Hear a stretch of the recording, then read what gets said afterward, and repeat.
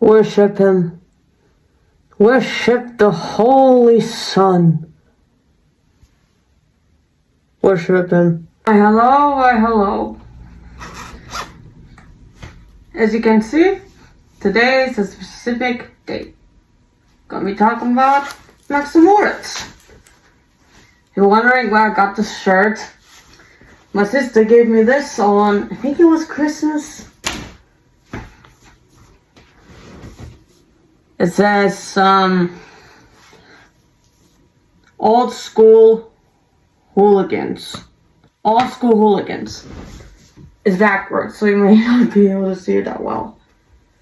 But today I'm doing a solo video as I did with Shockheaded Peter. With me reading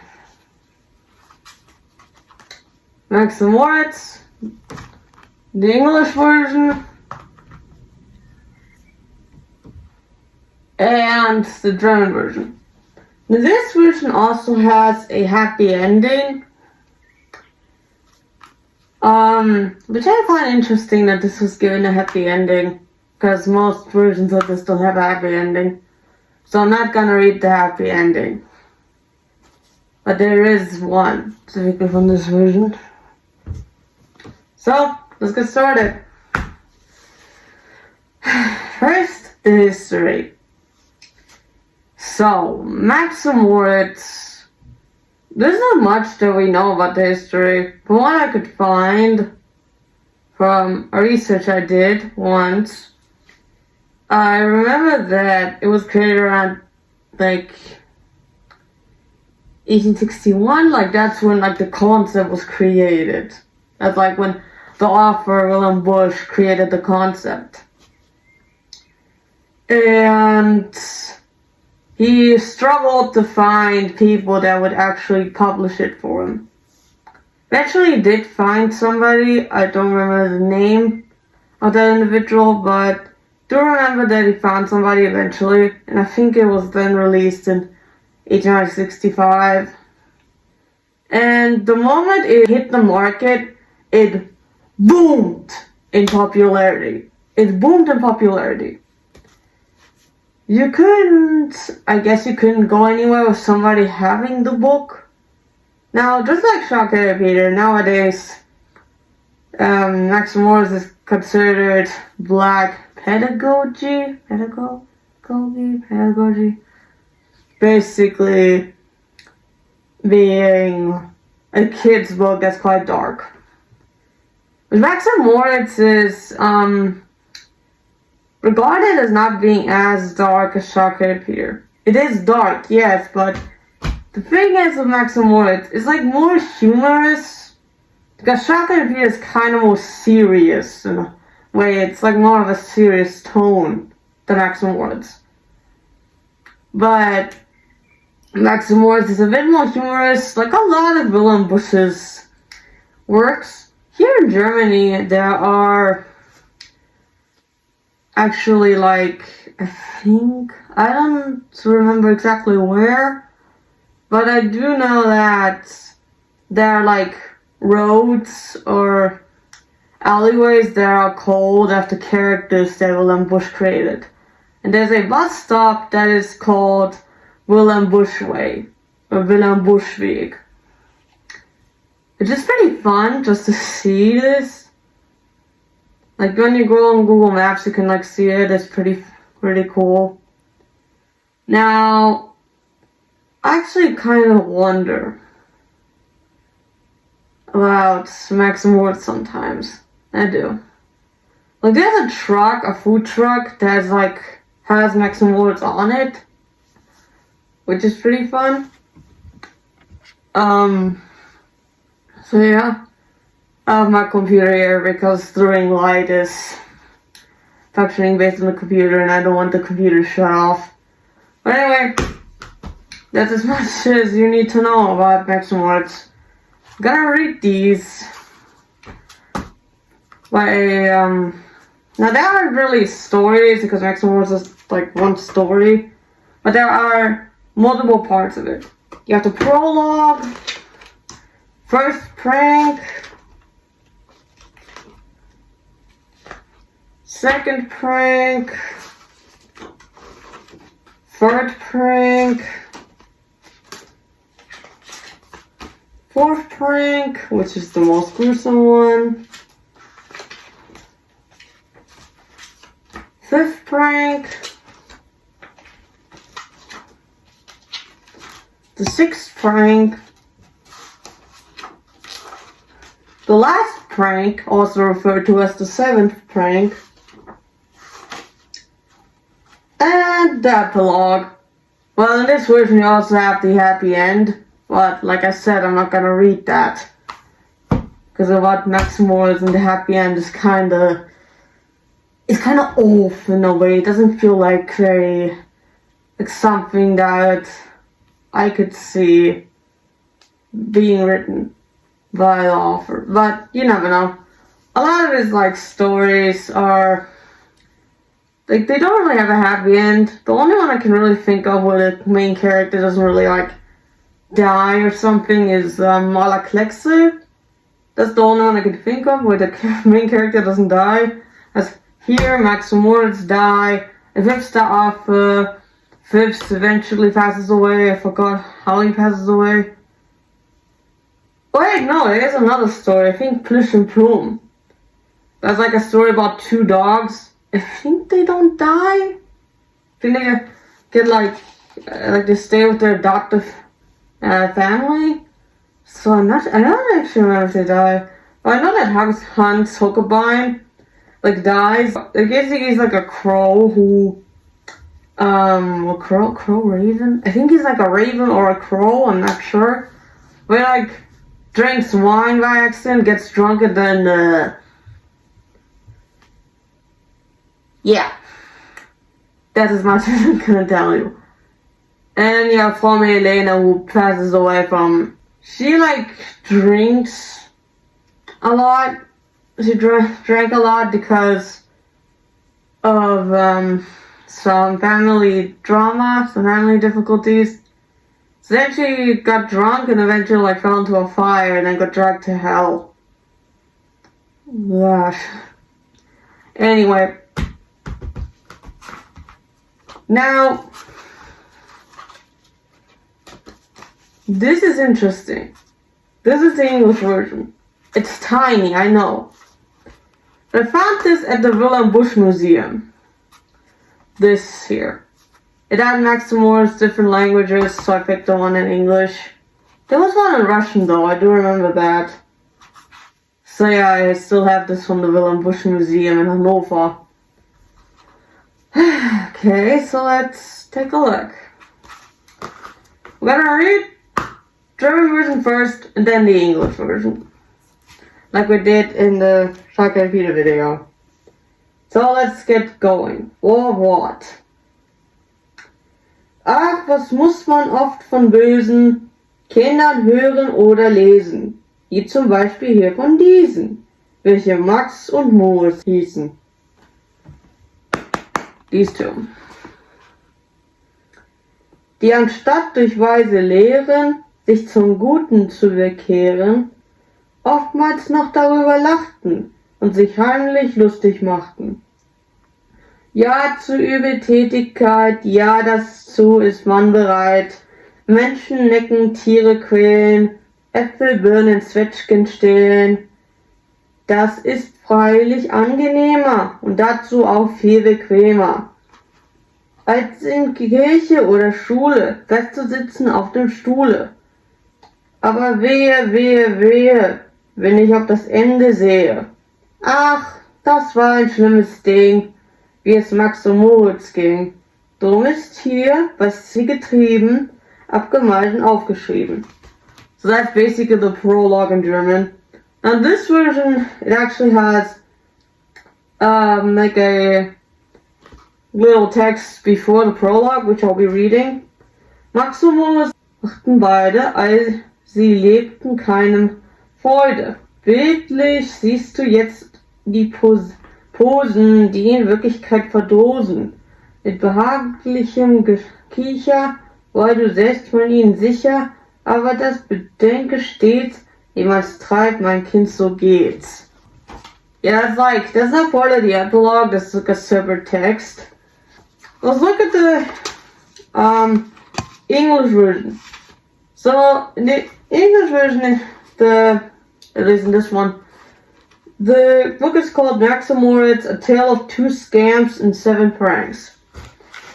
So, in the German version is, I think it's called Max und Moritz, die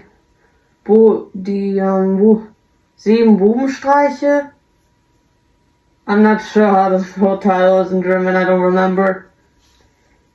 But it's Max and Moritz, I know that for sure. Let's read the English version here. The foreword. It has a little text, is that part of it? Oh yeah, it is. Okay, foreword. Oh, how full the Sunday papers are of naughty children's capers, like the tricks the ill-reputed Max and Moritz executed. These two good advice pooh-poohing would not start their evil doing. No, not they, as rules they flooded, they would even laugh about it. Yes, on crime and misdemeanor, no one could be any keener. Teasing people, hurting bunnies, stealing plums and dinner moneys.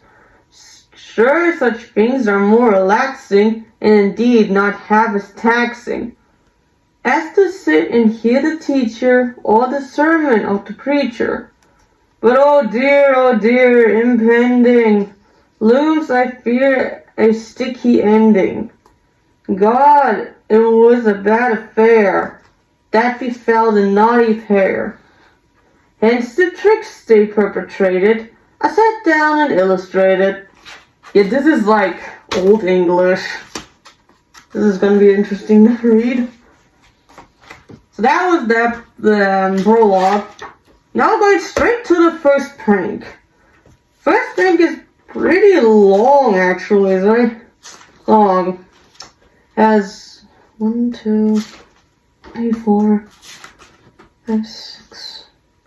It's 6 pages. It's one of the longer pranks. I think it's the longest here, but I'm not sure. I think it is. So let's read the German one. So let's see. Erster Streich. Mancher gibt sich viele Mühe mit dem lieben Federvieh. Eines Teils der Eier wegen, welche diese Vögel legen. Zweitens, weil man dann und wann einen Braten essen kann. Drittens aber nimmt man auch ihre Feder zum Gebrauch. In die Kissen und die Fühle, denn man liegt nicht gerne kühle. Seht, da ist die Witwe Beute, die das auch nicht gerne wollte. This is Witwe Beute, the first victim. Ihre Hühner waren 3 und ein stolzer Hahn dabei. Max und Moritz dachten nun, was ist hier jetzt wohl zu tun? Ganz geschwinde, 1, 2, 3. Schneiden sie sich Brot in 2. In 4 Teile jedes Stück, wie ein kleiner Finger dick.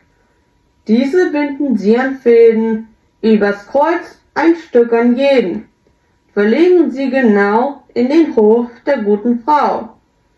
Kaum hat dies der Hahn gesehen, fängt er auch schon an zu krähen. Kikeriki, Kikeriki. Tak, tak, tak, da kommen sie. Hahn und Hühner schlucken munter, jedes ein Stück Brot hinunter. Aber als sie sich besinnen, konnte keines recht von hinnen.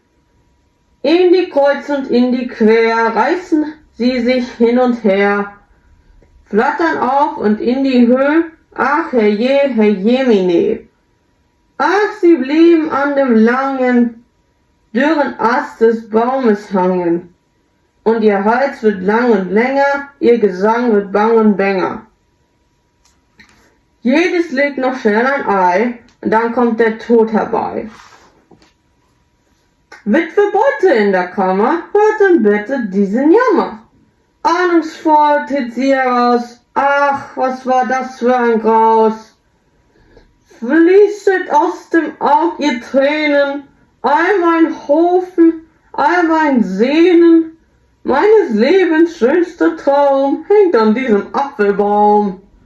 Tief betrübt und sorgenschwer kriegt sie jetzt das Messer her. Nehmt die Toten von den Strängen, dass sie so nicht länger hängen.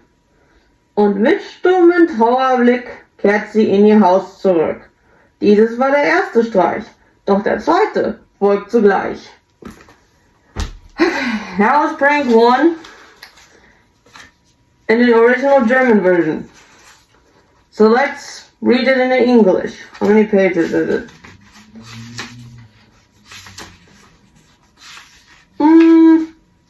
Around the same.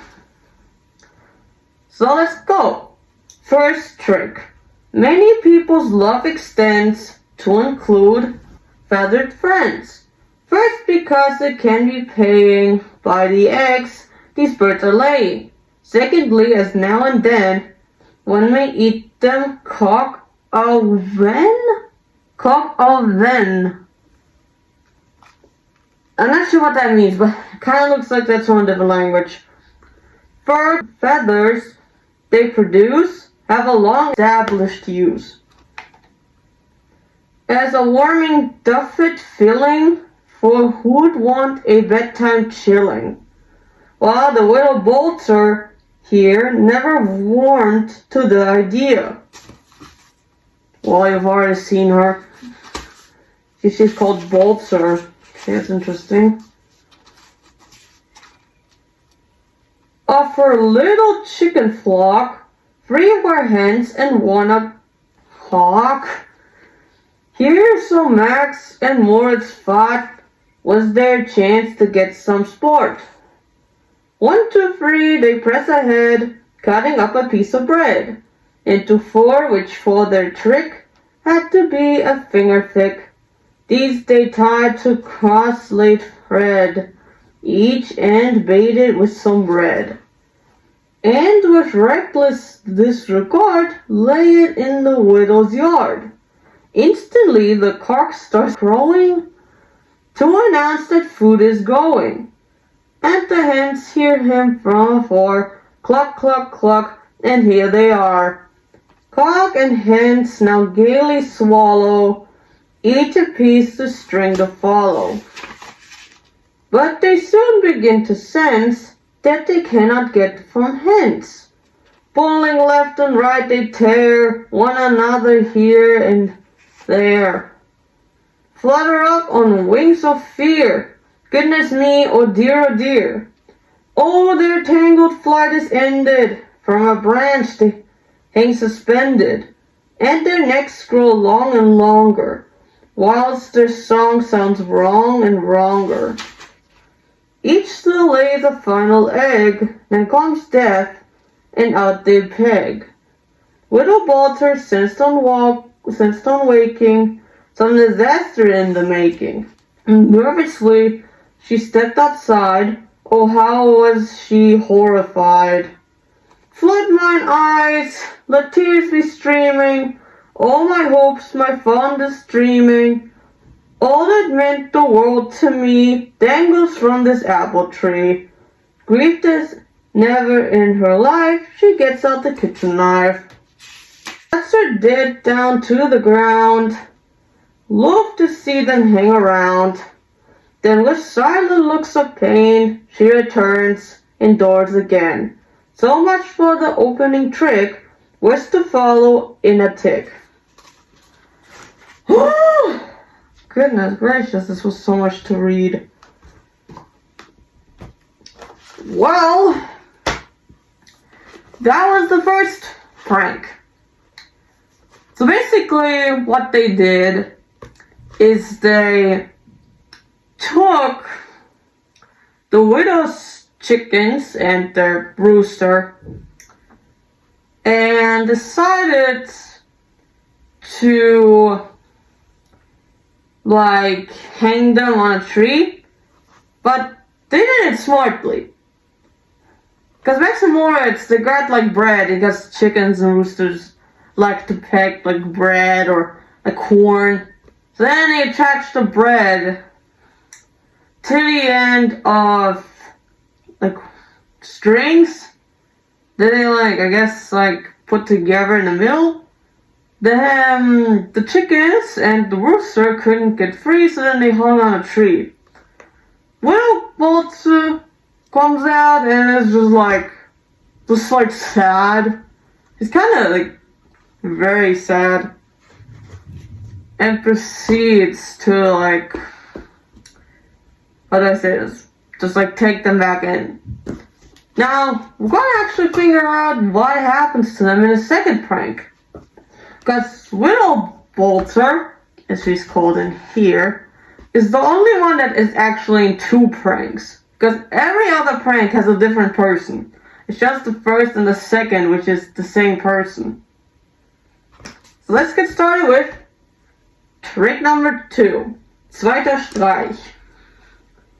Als die gute Witwe Bolte sich von ihrem Schmerz erholte, dachte sie so hin und her, dass es wohl das Beste wäre, die Verstorbenen, die Hinnienden, schon so früh abgeschieden, ganz im Stillen und in Ehren, gut gebraten zu verzehren. Freilich war die Trauer groß, als sie nun so nackt und bloß, abgeruft am Herde lagen, sie, die einst in schönen Tagen, bald im Hofe, bald im Garten, lebensfroh im Sande scharten. Ach, Frau Bolte weint aufs Neu, und der Spitz steht auch dabei. Max und Moritz rochen dieses, schnell aufs Dach gekrochen hieß es. Durch den Schornstein mit Vergnügen sehen sie die Hühner liegen. Doch schon ohne Kopf und Gurgeln, lieblich in der Pfanne schmuggeln. Eben geht mit einem Teller Witwe Bolte in den Keller, dass sie von dem Sauerkohle eine Portion sich hole, wofür sie besonders schwärmt, wenn er wieder aufgewärmt. Unterdessen auf dem Dache ist man tätig bei der Sache. Max hat schon mit Vorbedacht eine Angel mitgebracht. Schwuppdiwupp, da wird nach oben schon ein Huhn heraufgehoben. Schwuppdiwupp, jetzt Nummer 2. Schwuppdiwupp, jetzt Nummer 3. Und jetzt kommt noch Nummer 4. Schwuppdiwupp, dich haben wir. Zweiter Spitz sah es genau und der Bette Ravau, Ravau. It's very swimming this mask. Can't really see much in this. Aber schon sind sie ganz munter, fort und von dem Dach herunter. Na, das wird Spektakel geben, denn Frau Bolze kommt soeben. Angewurzelt stand sie da, als sie nach der Pfanne sah. Alle Hühner waren fort. Spitz, das war erstes Wort. Oh, du Spitz, du Ungetüm! Aber wart, ich komme ihm! Mit dem Löffel groß und schwer geht es über Spitzen her. Lauter tönt sein Wehgeschrei, denn er fühlte sich schuldenfrei. Max und Moritz im Verstecke schnarchen aber an der Hecke. Und vom ganzen Hühnerschmaus guckt nur noch ein Bein heraus. Dieses war der zweite Streich. Doch der dritte folgt sogleich. Okay. Let's read the English second prank. Oh, trick. I don't like that they're calling it trick here. It's prank, it's not trick. Why are you calling it trick? Because trick in German is trick. Streich is prank. So I don't know where they got trick in here. The second trick. When the widow, by the morrow, had recovered from her sorrow, she, on mulling matters through, felt the proper thing to do for the dead who had to say, so untimely passed away. Was an honor to the bloom them, fried them golden and consumed them, But her grief, of course, was great, as they lay in naked state, body of an all dismembered, they who once, as she remembered, gaily scratched for morsels hiding in the farmyard sand or midden. Widow Bolter weeps anew, spits her dog is present too. Max and Moritz smell the dinner, to a roof we're on a winner. Down a smoking chimney spying, they can see the chickens frying. Minus heads and feet they splutter, scrumptious brown in bubbling butter. While the chicken plop and splatter, Widow Bolter takes the platter. Down the cellar for a spot of sauerkraut she thinks a lot of. Wait, what? Down the cellar for a spot of sauerkraut she thinks a lot of. They rhyme off. Are you kidding me? More particularly, when it had been warmed up again. Meanwhile, in their roof position, Max and Moritz start their mission. Crafty Max, but raw and real, well prepared to catch a meal. Let's oop, he shook the chicken, dripping fat and finger licking. Let's soup, here's a number 2. Let's soup, the third one too. Number 4 is not forgot. Let's zoop, we've got the lot. Though the dog had seen their crime, barking wildly all the time. Nonetheless, the feast effected, their escape and gaily legged it. Legged it? What? Legged it? I hate this. Well, they dropped the dog right in it, for the widow came that minute. My, how was she disconcerted when she saw the pan deserted. What are these words? I've never heard these in my life. Not one chicken, 0, not. Spits! That was her instant thought. Oh, you brood, what have you done? You wait, I'll fetch you one. She fetches him a clout, with a spoon both hard and stout. Spitz cries out in high lament, for he feels he's innocent. In their hiding place, the wicked boys lie snoring in the thicket. And of all the chicken fry, just 2 drumsticks wave goodbye. So much for the second trick. Where's the follow in a tick? I hate this English version. Like, when I'm reading this, I'm like, what is this? Like, what is this translation? There's so many words I don't even know how to pronunciate. This is actually ridiculous. Like, how is a child supposed to read this? This is for kids. How in the hell is a child supposed to know what legged it is? Not even I know what that is. What do you mean by their escape and gaily legged it? What? Doesn't even sound like English. What is this? This is actually ass. Like, legged it. What is that? That sounds like old language. Cause I don't understand what the hell that is. Like, the German version, I could see a child reading this because it's easier to read. At least if you can't speak German. Let's go to the third prank. Dritter Streich. Jedermann im Dorfe kannte einen, der sich Böck benannte. Alltagsröcke, Sonntagsröcke, lange Hosen, spitze Fräcke, Weste mit bequemen Taschen, warme Mäntel und Gamaschen. Alle diese Kleidungssachen wusste Schneider Böck zu machen. Oder wäre was zu flicken, abzuschneiden, anzustücken. Oder gar ein Knopf der Hose, abgerissen oder lose. Wie und wo und was es sei, hinten vorne einerlei. Alles machte Meister Böck denn das ist sein Lebenszweck.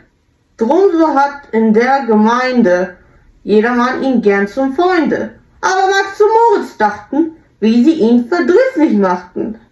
Nämlich vor des Meisters Hause floss ein Wasser mit Gebrause. Now before I continue reading, the second prank was basically that they took the chickens from her stove and then ran away. Then she blamed it on the dog and then started beating the dog with like a wooden spoon. That's literally animal cruelty. Like, don't tell me it's not animal cruelty.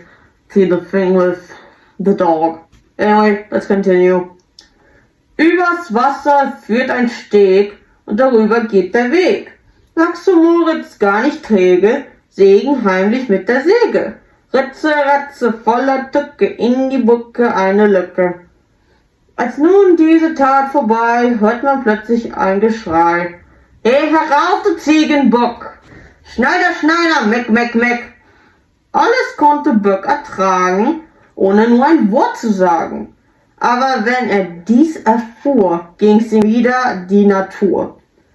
Schneller schwingt er mit der Elle über seines Hauses Schwelle, denn schon wieder ihm zum Schreck tönt ein lautes Meck, Meck, Meck.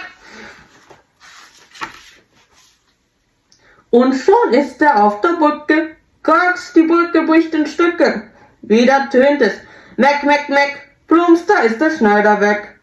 Gerade ist dieses vorgekommen, kommt ein Gänsepaar geschwommen, welches Böck in Todeshast krampfhaft bei den Beinen fasst. Beide Gänse in der Hand flattert er auf trockenes Land. Übrigens bei alledem ist so etwas nicht bequem, wie den Böck von der Geschichte auch das Magendrücken kriegte. Hoch ist hier Frau Böck zu preisen, denn ein heißes Bügeleisen, oft den kalten Leib gebracht, hat es wieder gut gemacht. Bald im Dorf hinauf hinunter hieß es, Böck ist wieder munter. Dieses war der dritte Streich, doch der vierte folgt sogleich. Like, I know there are some words in the German version that you might not know what they are, but like, you can try to figure it out based on the context. In the English version, like, I don't know the context. Okay, I do know the context, but like, what does that have to do with what's happening? Like, I don't understand what that could be, like the word could be in question. In the German version you could like guess, but in English this one is like, okay, what could this mean? Like, you don't know. It's confusing in a way. Let's just read the third trick. I hate the fact it's called trick. That's actually just, I hate saying that. Trick? What could you just prank? Goodness. The third trick. All the village population knew of Mr. Duck's vocation? What's vocation? Is that like meant like his duties? Is that what's meant? Okay, let's just continue.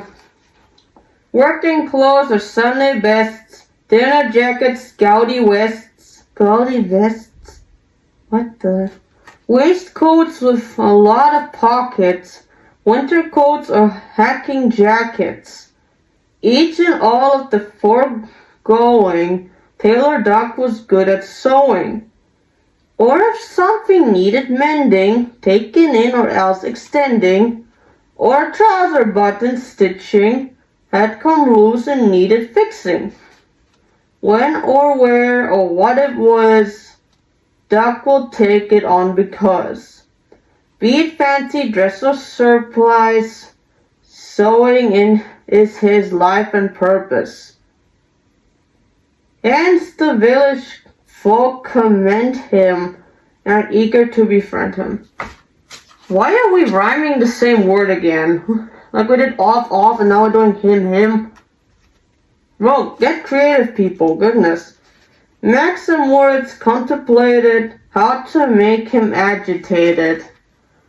For along the tailor's dwelling ran a river fast and swelling. and the footpath bank to bank was connected by a plank. This was what the lads had plans for, and for which they brought a handsaw. Wish a whoosh, the saw blade neatly cuts the bridge but not completely. When the deed was done, the boys started making lots of noise.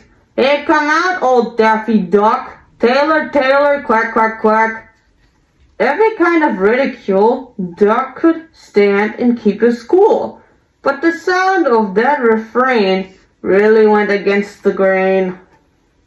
Quickly to his anger yielding, Duck jumps out, his ruler wielding. Ruler wielding? Who is he, Baldy? Well, it's literally Baldy, like, what is this? For again the quacks he fears are intoned and reach his ears. Blindly on the bridge he plunders, crack the sawn plankis and sunders. Quack, quack, quack, the taunts go on, slash and look, the tailor's gone.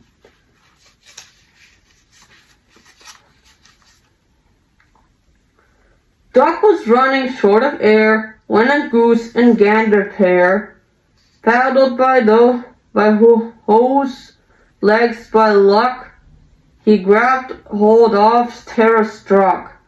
With the geese's legs in hand, he flutters back to land.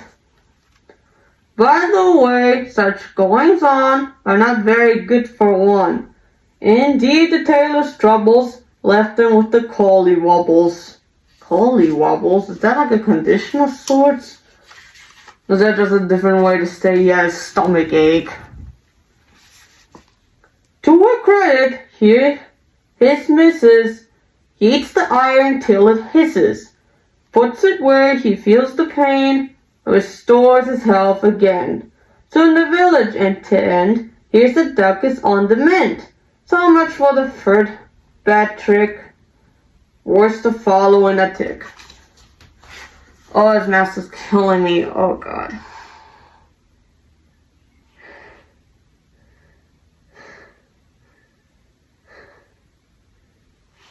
Oh, this mess is killing me. I can barely see in this, and I can barely breathe in this. Let's get this over with.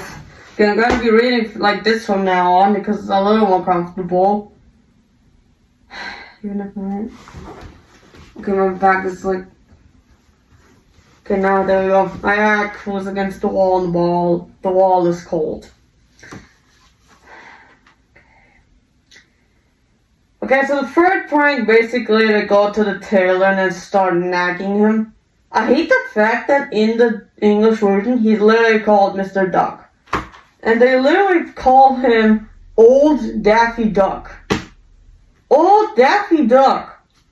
I don't even think Daffy Duck was created. And Daffy Duck was not even in concert yet. This was, like the original Max Moritz was created in, like, the 1860s, like I already said. Well, like, so where does Daffy Duck come from? Like, goodness gracious. Daffy Duck's not even that old. I think at least.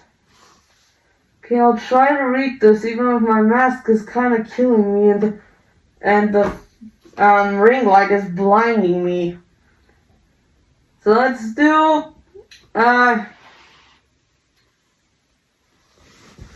it should do, I can't see very well, but it should do. Right, so let's see, we have, Prank Number 4, vierter Streich. Also lautet ein Beschluss, dass der Mensch was lernen muss. Nicht allein das ABC bringt den Menschen in die Höhe. Nicht allein in Schreiben, Lesen übt sich ein vernünftig Wesen. Nicht allein Richtungssachen soll der Mensch sich Mühe machen, sondern aus der Weisheit lehren muss man mit Vergnügen hören. Dass dies mit Verstand geschah, war Herr Lehrer Lempel da. Max und Moritz, diese beiden, mochten ihn darum nicht leiden. denn wer böse Streiche macht, gibt nicht auf den Lehrer Acht. Nun war dieser brave Lehrer von dem Tabak ein Verehrer, was man ohne alle Frage nach des Tages Mühe und Tage einem guten alten Mann auch von Herzen gönnen kann. Max und Moritz, unverdrossen, sinnen aber schon auf Possen, ob vermittels seiner Pfeife dieser Mann nicht anzugreifen.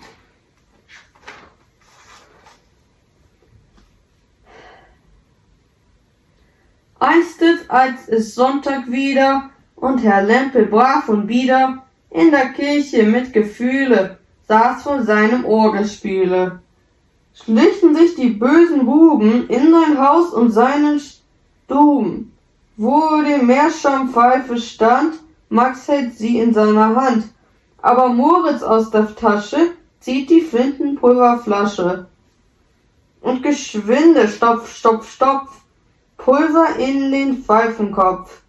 Jetzt nur still und schnell nach Haus, denn schon ist die Kirche aus.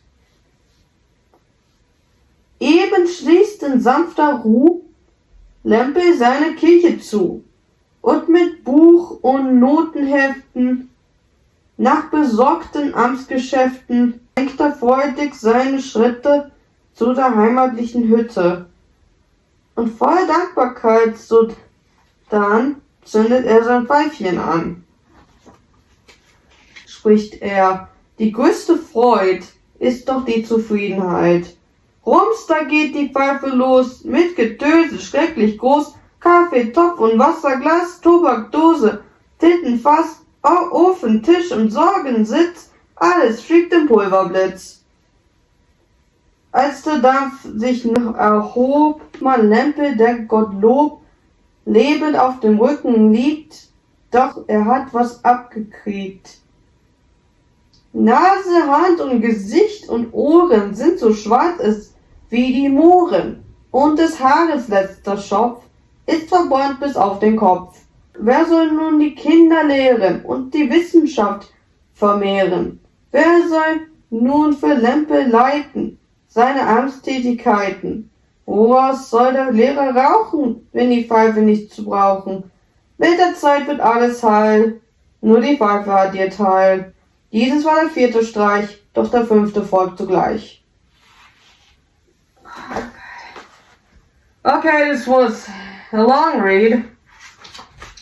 Really long read. I'm not looking forward to the English version at all, because this is just pissing me off. Okay, so we have the 4th prank. The 4th trick. History at every turn shows that man has much to learn. Not alone the ABC fuels man's ascendancy, not just literacy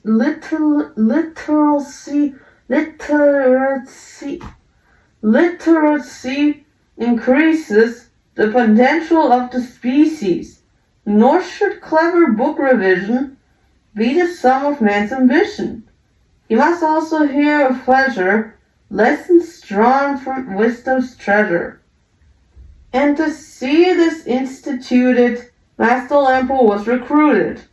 Max and Moritz wisdom spurning didn't like this man of learning. Max and Moritz wisdom spurning didn't like this man of learning. For all wicked tricksters hate school where they must concentrate. Now this teacher chanced to be a tobacco devotee, something which one hardly can hold against the nice old man when it helps him to unwind and forget the daily grind. Max and Moritz, unrelenting, are in process of inventing something APT to take a swipe at the teacher through his pipe. So on Sunday, as routinely, Lempe sits in church serenely, and with soulful temperament plays the keyboard instrument. Max, together with his buddy, sneak inside the master's study, where his pipe of meerschaum stands. Max here holds it in his hands. What is going on, you ask? Moritz from the powder flask fills the meerschaum stuff, till the pipe is charged enough. But they do not hang about, for the church is nearly out. Lample, now at ease and free, shuts the church and turns the key.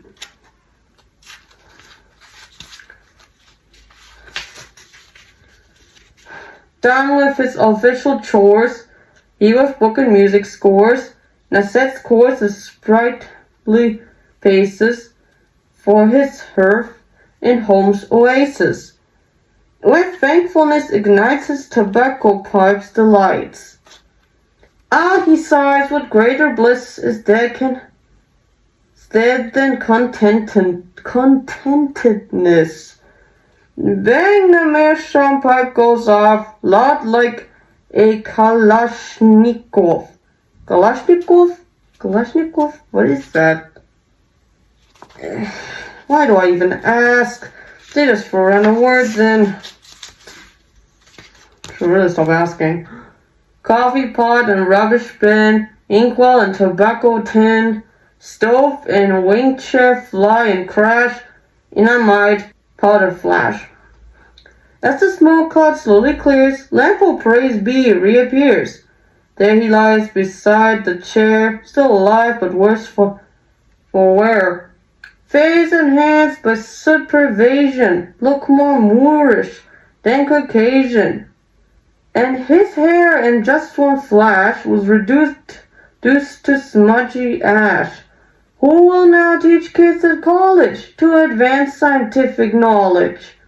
Who has now the will and vision to continue Lample's mission? Out of what will he be smoking now this meerschaum pipe is broken?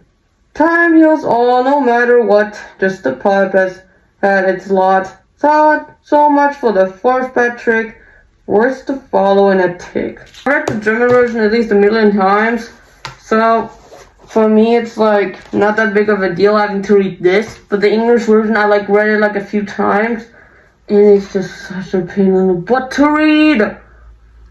Because there's just random words in there that you don't even know how to get in there. This isn't supposed to be a children's book. Why are there so many complicated words? How is a child supposed to understand this? Sometimes people actually forget that certain media is for children. A good example is certain Pokemon fans want the games to be hard as molasses, but then they forget, hey yo, children play these games. Children literally play these games. Why do you want them to be harder? No child's gonna be able to beat that if you make it possibly hard. And then when it's hard, I don't know, Cynthia or Whitney, they're like, oh, don't make it so hard, think of the children. For Christ, I hate these kind of people. Literally, I hate these kind of people. Whoever translated this seems to be the kind of person that might think that children can actually read this kind of crap. And I'm an adult, and I can't even read this. The German version is way more kid-friendly than this. Oh, my mouth hurts. Ow.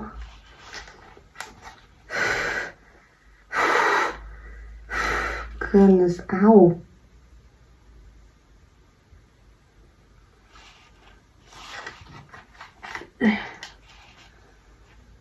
Oh, God. Okay, let's go to the fifth prank. 5. Streich. Wer in Dorfe oder Stadt einen Onkel wohnen hat, der sei höflich und bescheiden, denn das mag der Onkel leiden. Morgens sagt man guten Morgen, haben Sie was zu besorgen. Bringt ihm, was er haben muss, Zeitung, Pfeife, Fidibus. Oder sollt es wohl im Rücken, drücken, beißen oder zwicken. Gleich ist man mit Freudigkeit, Dienst befließen und bereit. Oder sei es nach einer Prise, dass der Onkel heftig niese. Ruft man Prosit, also gleich. Danke, wohl bekommt es euch. Oder kommt er spät nach Haus, zieht man ihm die Stiefel aus. Hut und Pantoffel, Schlafrock, Mütze, dass er nicht im Kalten sitze. Kurzmann ist darauf bedacht, was dem Onkel Freude macht. Max und Moritz ihrerseits fanden darin keinen Reiz. Denkt euch nur, welch schlechten Schwitz machten sie mit Onkel Fritz. Just the fact that in this story, like in last one, it's literally about them just like blowing up their teacher. But in this prank, it's literally like, just the beginning, it's just like, I just feel sick to my stomach in a way. Because like, if you have an uncle, you're supposed to be like helping him out, which okay, I guess you can do that. But like the part with you literally like, it says here, and I'm gonna try to translate this. Or if he comes home late, you take off his boots? No, he should take those off himself. I'm not his maid. No. To be honest, Max and Moritz and just like kind of justified for not wanting to do this, but like them and pranking him is kind of bad. In this story, I'm gonna give a bug warning because there's bugs in this story. And then also in the English version, I mean it's the same, so hell. Jeder weiß, wo so ein Maikäfer für ein Vogel sei. In den Bäumen hin und her fliegt und kriecht und krabbelt er. Max und Moritz immer munter, schütteln sie vom Baum herunter. In die Tüte von Papiere sperren sie die Krabbeltiere.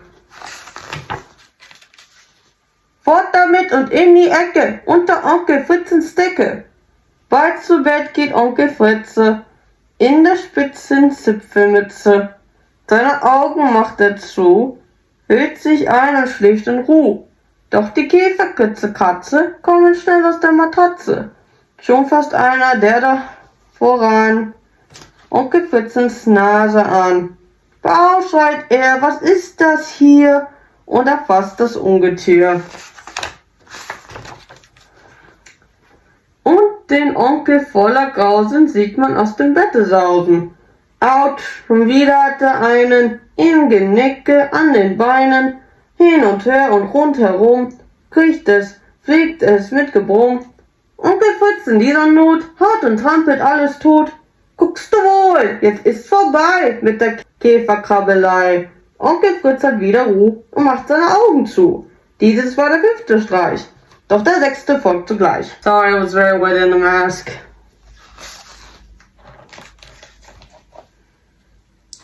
Right, let's read this mess of a book.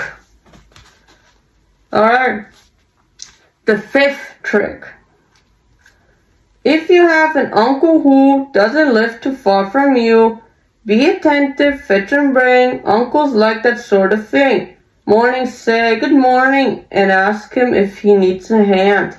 Fetch his pipe, the book he reads, and whatever else he needs.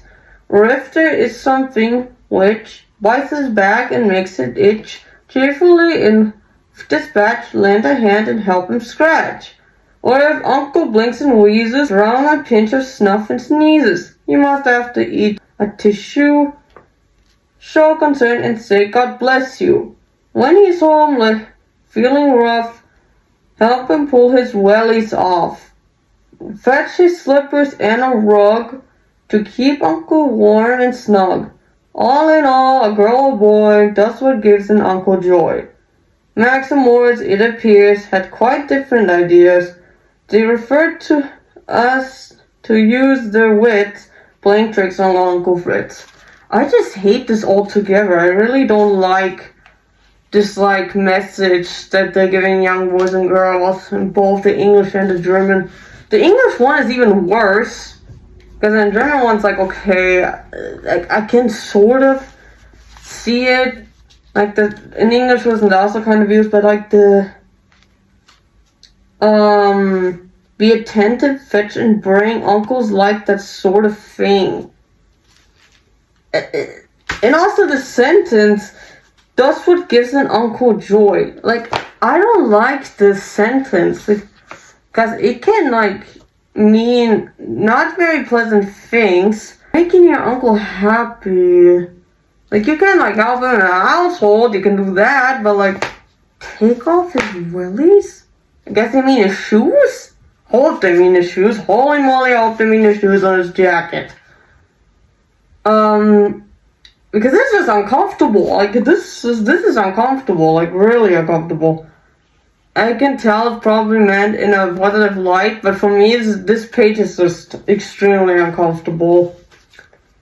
Many bugs, by their shape and size, are not hard to recognize.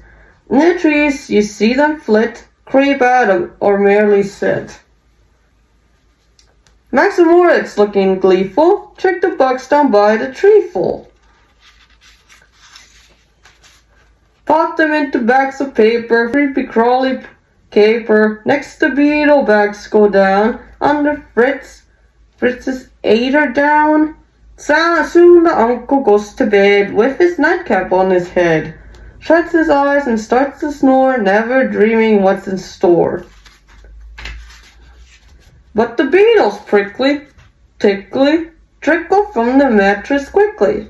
Lots of bugs, the first of which tickles Uncle Fritz's snitch. Just say nose. Why you snitch? Is this how you say nose? That's a weird alternative for nose. Wow, he hollers, feeling sick, as he grabs the monster tick. Out of bed the uncle leaps, for the bugs give him the creeps. I don't blame you, I hate bugs. Ugh! The beetles buzz and hum, settling on his legs and bum. Why are they on his butt? Excuse me, no. In the dark, they crawl and stir with a spooky rustling whir. Uncle Fritz, in mortal dread, beats and stamps the whole lot dead. There, that got you, serves you right. No more creepy crawls tonight. Peace restored, the uncle lies back in bed and shuts his eyes. So much for the fifth bed trick. Where's the following a tick?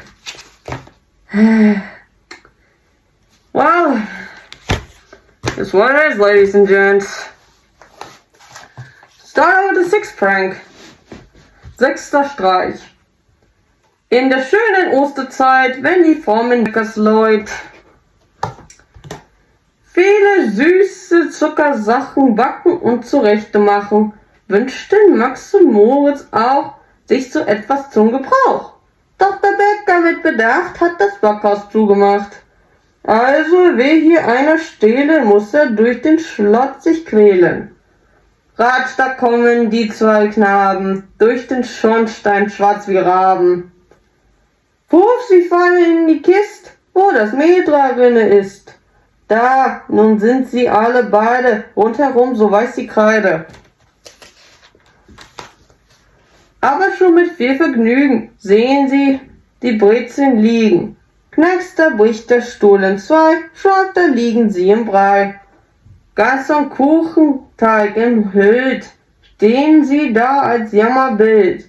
Gleich erscheint der Meister Bäcker und bemerkt die Zuckerlecker. 1, 2, 3, ehe man's gedacht, sind zwei Brote draus gemacht. In dem Ofen glüht es noch, ruft damit ins Ofenloch. Ruft da, man zieht sie aus der Glut, denn nun sind sie braun und gut. Jeder denkt, die sind perdu, aber nein, noch leben sie. Knusper, knasper, wie zwei Mäuse fressen sie durch das Gehäuse. Und der Meister Bäcker schrie, ach herrje, laufen sie! Dieses war der sechste Streich, doch der letzte folgt sogleich. At least it was in the English version. This is like still alright. The sixth trick. Goodness be over soon. In the lovely Easter wake, when the P.O.'s bakers bake every kind of sweet creation, topped with sugar decoration, Max and Moritz wished they too had themselves a cake or two. But the baker, as they saw, shut and locked the bakehouse door. So to steal here come what may, they must use old Santa's way. Whoosh and down the chimney stack shoot the two, turned raven black. Puff into the chest they whiz, where within the flower is. Here you see them as they walk, head to toe as white as chalk. But already with great pleasure they detect the pretzel treasure. Crack, the chair breaks up and oh, sluiced are lying in the dough. Smothered in the sticky mixture, there they stand, a sorry picture. But the baker in his slippers has observed the sweet-toothed nippers. 1, 2, 3, and to their dread, they are turned to loaves of bread. With the oven still aglow, ready, steady, in you go. From the oven out they slide, brown and good like mother's pride. You would think they are kaput. No, they're still alive and cooled. Can you stop with these weird thing and cooled? That sounds French. What? Are these French? I think it's French. Why are some French words in this? Like, this is not far from like the first one. Still have no idea why they're there. That's seriously weird. Like 2 mice, they crunch and munch through the casing. Thanks for lunch. And the baker in dismay cries, "My God, they've got away!" So much for the 6th bad trick. Now last one in a tick. The English version is so exhausting to read. I'm actually getting physically exhausting reading the English version. German version I can still deal with, but that is just... What is the English version? No. Let's go with the last prank. Letzter Streich. Max und Moritz, wehe euch, jetzt kommt euer letzter Streich. Wozu müssen auch die beiden Löcher in die Säcke schneiden? Seht, da trägt der Bauer Mecke einen seiner Maltersäcke. Aber kaum, dass er von hinnen, fängt das Korn schon an zu rennen. Und verwundert steht und spricht er, Moment, das Ding mit Lichter. He has an accent, I think. Hi, da sieht er voller Freude Max und Moritz im Getreide. Ratz in seinem großen Sack schaufelt er das Lumpenpack. Max und Moritz wird es schwüle, denn nun geht es nach der Mühle. Meister Müller, he herein, mal er das so schnell er kann. Er damit und in den Trichter schüttet er die Bösewichter. Ricke, geht die Mühle mit Geknacke. Hier kann man sie noch erblicken, fein geschorten und in Stücken. Doch sogleich zehret sie Meister Müllers Federvieh. That was the last prank. This is not the last part we're gonna be reading though, because there still is the epilogue. So, the last trick. Max and Moritz, woe take heed.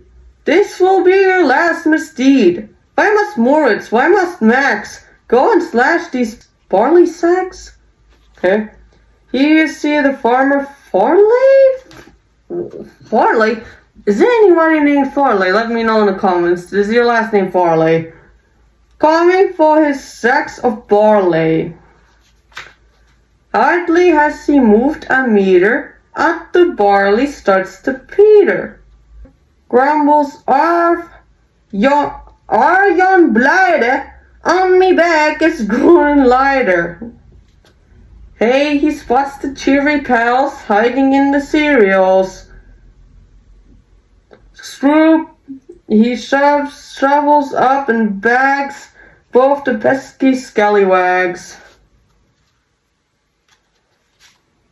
Max and Moritz feel quite ill, but they're heading for the mill. Hey there, Miller, be a mate, kindly grind this while I wait. Give it here, he shakes each brute, out and down the chrome mills chute. Rumble, grumble, patter, shatter, grunts the mill with crackly clatter. Here you see them recreated, parsley ground and granulated. But the miller's ducks soon scoff their remains and see them off. So basically, the sixth prank, they basically get baked alive when they try to steal from the bakery, but they escape. And then in the last prank here we have them basically dying while being grinded up in a windmill. Okay, we're doing the epilogue. Epilogue. Schluss. Als man dies im Dorf erfuhr, war von Trauer keine Spur. Witwe Beute mild und weich, sprach, seht da, ich dachte es gleich. Ja, ja, ja, rief Meister Böck, Bosheit ist kein Lebenszweck. Drauf so sprach Lehrer Lempel, dies ist wieder ein Exempel.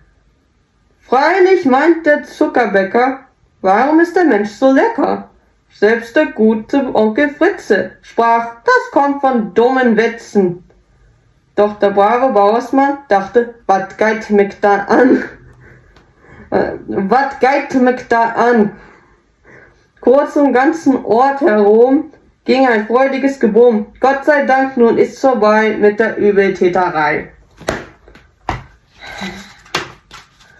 Epilogue, the end. When the village heard of it, no one grieved the slightest bit. Widow Bolter, soft and low, spoke, Ah, well, I told you so. Tailor Duck said, yes, yes, yes. Wickedness is purposeless. Very open, spoke Teacher Lample. It's a typical example. Yes, the baker said, in truth, man has far too sweet a tooth. Even kindly Uncle Fritz said, that comes from playing tricks. Farmer Farley uttered, it is now do with me. So the village and surrounds were abuzz of happy sounds. Thank the Lord that we are free, safe from all their villainy. I'm never gonna read this ever again. I hate this so much. Screw you, English version, screw you. I'm sticking to the OG German version. OG. Now, like I said, there is a happy end in this. And the happy end, I'm gonna just tell you, I'm not gonna read it, but I have to refresh my mind for a sec. What is it? Everybody. So basically they cut the sacks and they get found by the farmer.